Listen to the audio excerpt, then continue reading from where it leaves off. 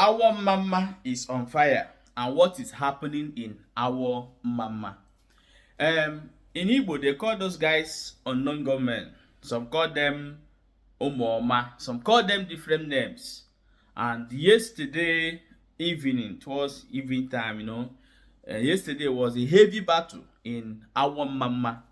I'm going to show you this video for you to watch and hear by yourself, because the people on the ground are the one who are telling what is going on in Awo Omama in this particular area. So I want you to watch this video that Awo Omama yesterday is on fire by Nigeria Army versus Umuoma, which they call them. They are unknown gunmen.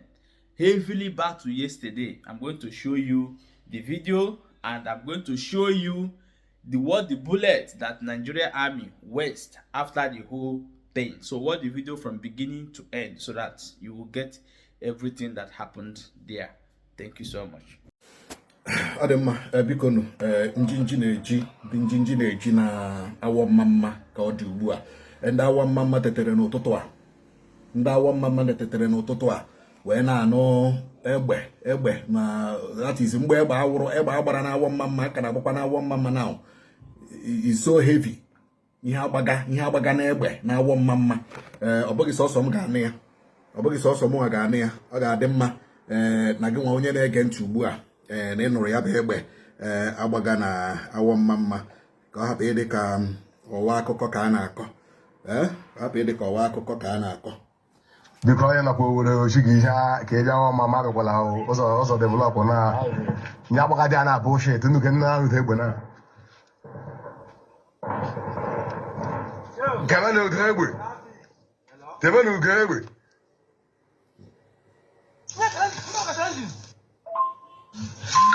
Jesus. I swear. Hey. Why can't you that close? And look at that. You know what I went down? Nine. Even I know something more to say. Awo Omama gbagbacha ụlọ ọhịa. Did you? N'igbe ọhịa ka ndị Awo Omama nọ na we are talking to you. Throughout today, ihe ahụ ihe ga na Awo Omama. Olu East. Guy, but you be keep. Na mmadụ gbara anya agụlụzụ.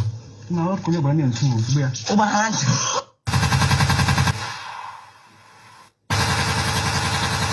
Awo Omama ka ọ na-akpọtụ.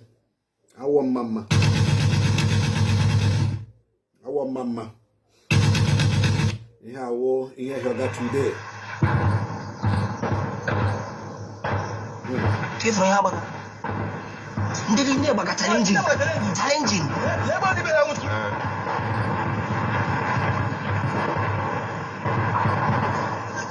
How challenging?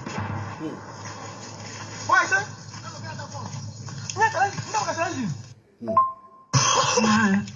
Jesus. Bye, no. N'ime ọhịa ka ndị anọ. N'ime ọhịa ka ndị anọ. Ndị gbaga challenge, ndị ha na ndị amị gbaga challenge. Anyị ekwuole, anyị achọghụ anything insecurity n'Imo State.